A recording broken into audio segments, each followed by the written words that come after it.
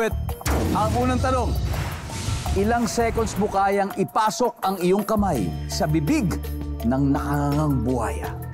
Go. 5. Kulay ng polo na paborito ng mga lalaki. Blue. Green. Pag kulang sa budget ang pamilya, sa anong bagay sila magtitipid? Sa gamot. Movie genre na paborito ng mga kabataan. Rom-com. National holiday na walang bigayan ng regalo. Labor Day. Isa pa. Let's go, Kuya Joel. We need 85 points. Unahin natin ito. Yung, hindi natin napalitan yung sagot dito pero okay lang. National holiday na walang bigayan ng regalo, hindi tayo umabot. Pero kung gusto nyo palitan sana, ano gusto nyo sabihin? National Heroes. National Heroes Day. Ang top answer dito ay undas.